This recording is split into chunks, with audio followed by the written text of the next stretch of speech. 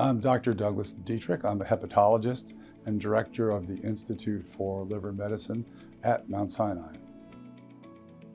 Hepatitis B and C are vastly different viruses. Hepatitis B is incredibly contagious, person to person, through sex, through blood transfusions, even through saliva. Actually, household contacts are at risk. But the really good news is it's entirely preventable with a vaccine, which has been around since 1991. So actually, the CDC has just recommended universal vaccination for hepatitis B for all those people who did not get vaccinated by their pediatrician starting in 1991. So, and if people do get hepatitis B, there are very good drugs now to control it, to suppress the virus down to zero so it doesn't do any damage. And we have clinical trials on the way to cure hepatitis B, like we can cure hepatitis C. So that's a whole different virus.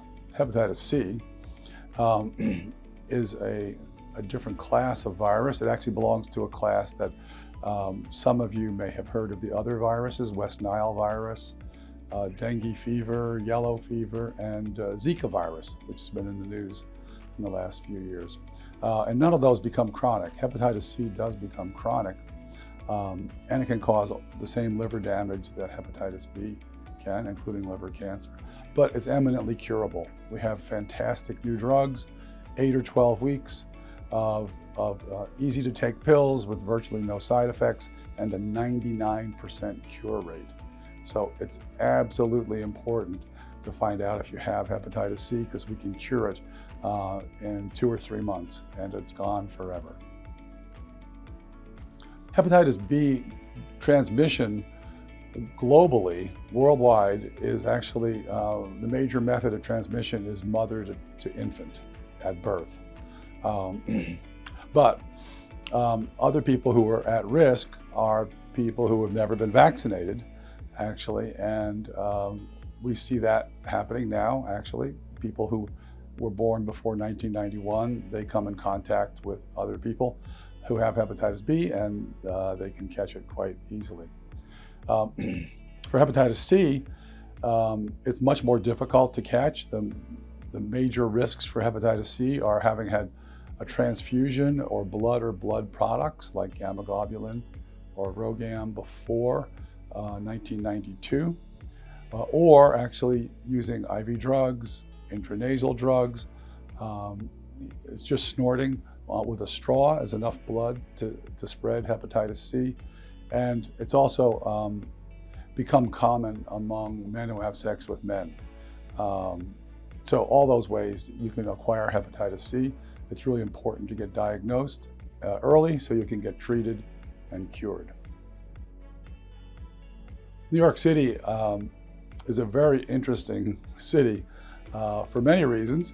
About 48% of the people who live in New York City were born outside of the US.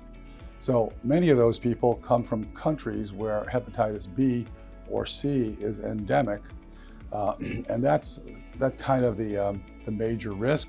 For hepatitis B, for instance, the World Health Organization says any country with a prevalence of 2% or more should have universal screening for hepatitis B.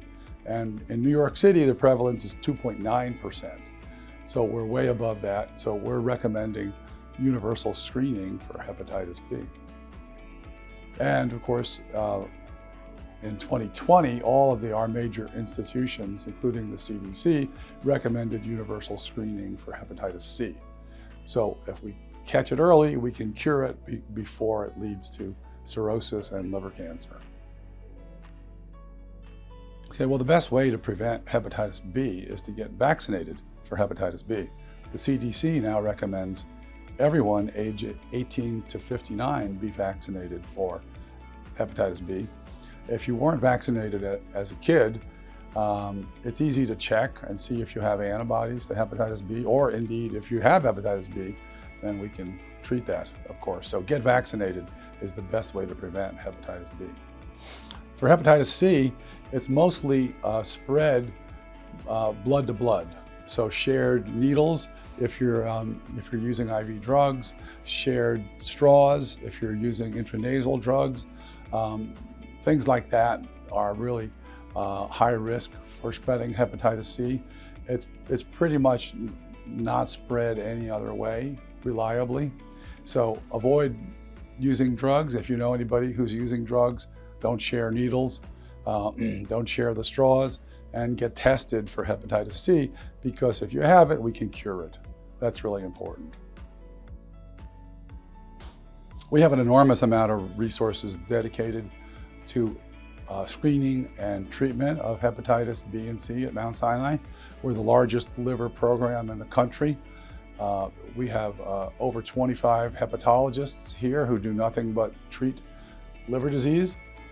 We have sites, liver clinics all over the metropolitan area, from Long Island to Chinatown to Westchester, and our main hospitals here in Manhattan, Mount Sinai Beth Israel, Mount Sinai Morningside, and Mount Sinai West, as well as Mount Sinai Hospital here on the main campus. So we have enormous amount of resources. We can treat and cure many diseases of the liver and diagnose those. And of course, there's always liver transplant if necessary.